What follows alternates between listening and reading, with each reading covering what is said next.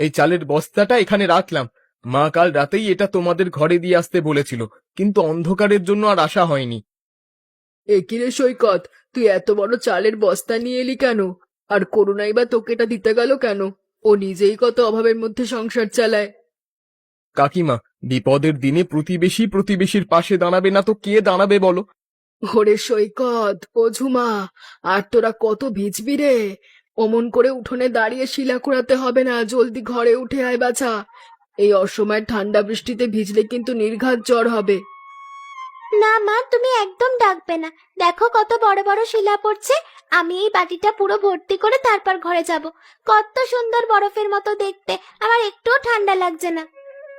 মা, তুমি ঘরের ভেতর গিয়ে বসো তো, শুধু শুধু বারান্দায় দাঁড়িয়ে ঠান্ডা হাওয়া খাচ্ছ কেন? কতদিন পর এমন একটা জমকালো বৃষ্টি এলো বলো তো? মাটির বুকটা এবার অন্তত একটু ঠান্ডা হবে। মাঠ ঠান্ডা হবে তা তো আমিও জানি রে পাগল ছেলে, কিন্তু তোরা যেভাবে শিলাবৃষ্টির মধ্যে লাফাচ্ছিস, তাতে মাথায় চোট লাগলে তখন আমি ঝড়ের রাতে ডাক্তার পাবো কোথায়?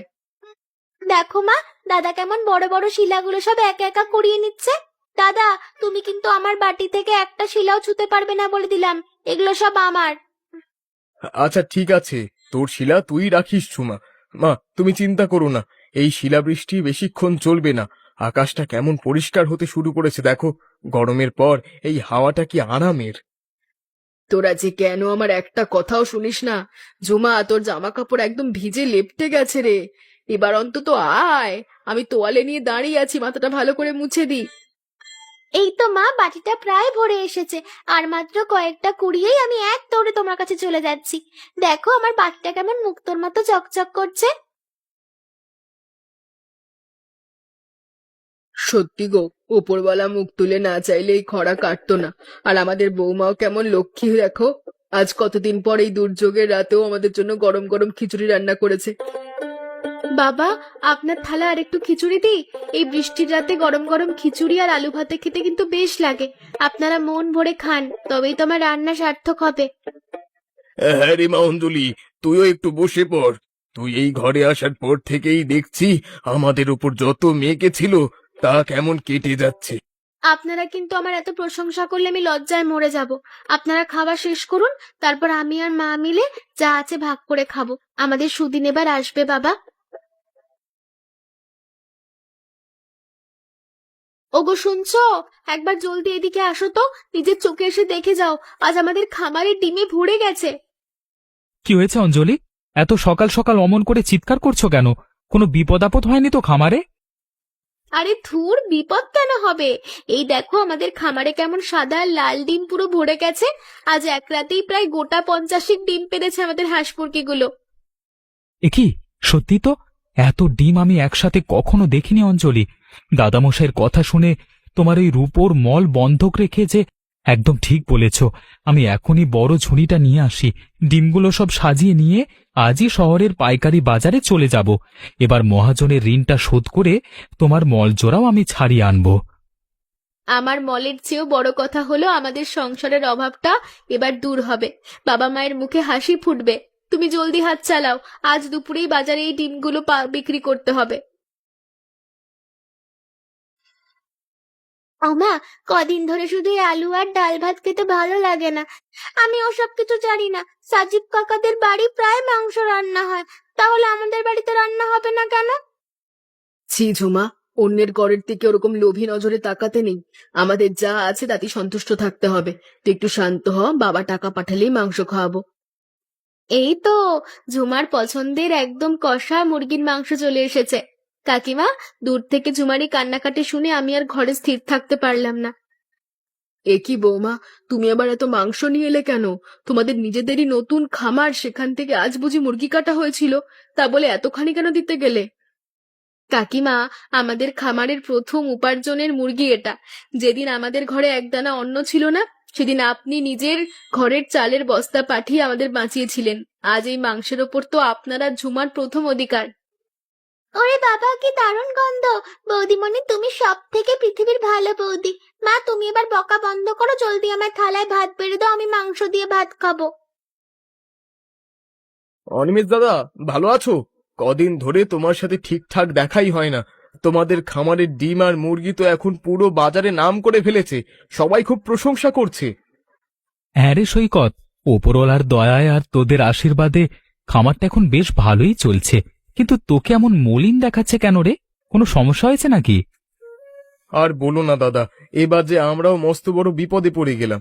ভেবেছিলাম খরা কাটার পর জমিতে যেটুকু ফসল বুনেছিলাম তা তুলতে পারবো, কিন্তু পোকার উপদ্রবে সব ফসল নষ্ট হয়ে গেল। এখন সংসার চালানোই দায়। এদিকে বাবাও এই মাসে টাকা পাঠায়নি। বলিস কি রে সৈকত, ফসল সব নষ্ট হয়ে গেল? এই অবস্থায় ঘরে তো এক পয়সাও আসবে না, তোদের তো খুব কষ্ট হবে রে। হ্যাঁ, আমি হন্যে হয়ে এই গ্রামে একটা কাজ খুঁজছি, কিন্তু এই মন্দার বাজারে কেউ কোনো কাজে নিতে চাইছে না। ঝুমার স্কুলের খরচ আর মায়ের ওষুধের খরচ কিভাবে দেব বুঝতেই পারছি না। তুই এত চিন্তা করিস না তো ভাই, যেখানে সমস্যা আছে সেখানে সমাধানও আছে। তুই এক কাজ কর, তুই আমাদের অঞ্জলির হাঁস মুরগির খামারে এসে কাজটা শুরু করে দে। আমি তোমাদের খামারে কাজ করব? কিন্তু দাদা, আমি তো কোনোদিন খামারে কাজ করিনি। ওখানে থেকে কি আমার সংসার চালানোর মতন টাকা আসবে? কেন আসবে না রে? আমাদের খামারটা এখন বড় হচ্ছে, একলা অঞ্জলির পক্ষে আর সব সামলানো সম্ভব হচ্ছে না। তুই দেখাশোনা আর বিক্রির দায়িত্ব নিলে আমরা তোকে ভালো মাইনে দেব। দেখবি এখান থেকেই তোর ঘরের অভাব দূর হয়ে যাবে। বাবা, আপনার হাতটা একটু বাড়িয়ে দিন তো। এই নিন, এই মাসের খামারের লভ্যাংশের টাকাটা আপনার কাছে রাখুন। এবার মহাজনের বাকি সুদের টাকাটা মিটিয়ে দিয়ে ওই রূপোর মলজোড়াও ছাড়িয়ে আনবো। এই কি রে মা, এতগুলো টাকা তুই আমার হাতে দিচ্ছিস? যে মাঠে আমি সারা জীবন রক্ত জল করে খাটলাম, তা যখন খরায় শুকিয়ে গেল, তখন এই টাকা যেন আমার কাছে আকাশের চাঁদ পাওয়ার মতো। দেখলে তো গো, আমি তোমাকে আগেই বলেছিলাম না, আমাদের অঞ্জলির পায়ের ছোঁয়ায় আমাদের সব অমঙ্গল কেটে যাবে। তুমি তো শুধু শুধু ঘরের কোণে বসে চিন্তায় নিজের শরীরটাকে শেষ করছিলে। হ্যাঁ অপর্ণা, তুমি একদম ঠিক বলেছ। আমি তো আশা ছেড়েই দিয়েছিলাম, কিন্তু আমাদের বৌমা আর ছেলের এই কঠোর পরিশ্রম আজ আমাদের নতুন করে বাঁচতে শেখালো। আমি আজ বড় আনন্দ পেয়েছি রে মা। বাবা, এবার কিন্তু আপনাকেই মাঠের চিন্তায় খাওয়া দাওয়া ছেড়ে বসে থাকা বন্ধ করতে হবে। এখন আমাদের খামার বড় হচ্ছে, আর কিছুদিন পর সৈকতকে সাথে নিয়ে আমার পাশের গ্রামেও ডিম সরবরাহের কাজ শুরু করব। তোরা যেভাবে এগিয়ে যাচ্ছিস মা, তাতে আমার আর কোনো চিন্তাই নেই। তুই শুধু এভাবেই আমাদের আগলে রাখিস। তোর এই সততা আর সাহসী যেন এই চক্রবর্তী বাড়ির আসল শক্তি হয়ে থাকে।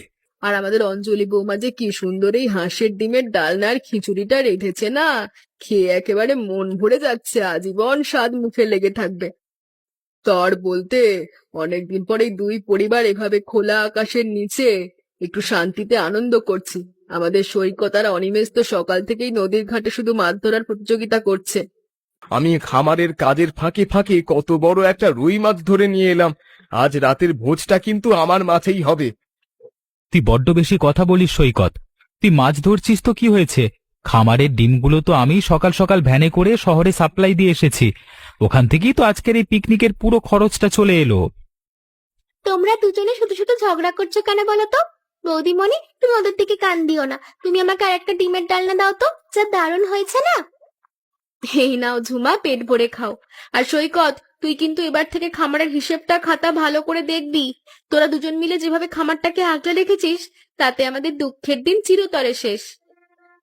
সত্যি রে মা, আজ এই নদীর তীরে বসে সবাইকে একসাথে হাসি মুখে খেতে দেখে আমার বুকটা ভরে যাচ্ছে। একটা সময় ভেবেছিলাম এই খরায় আমরা বুঝি শেষ হয়ে যাব, কিন্তু তোদের একতা আমাদের জয়ী করলো। কি রে দাদারা, তোমরা বুড়ো মানুষকে ছাড়া একাই বনভোজন জুড়ে দিলে? তবে অঞ্জলি দিদি ভাইয়ের হাতের এই রান্নার সুবাস কিন্তু আমাকে ঠিকই নদীর তীরে টেনে নিয়ে এসেছে।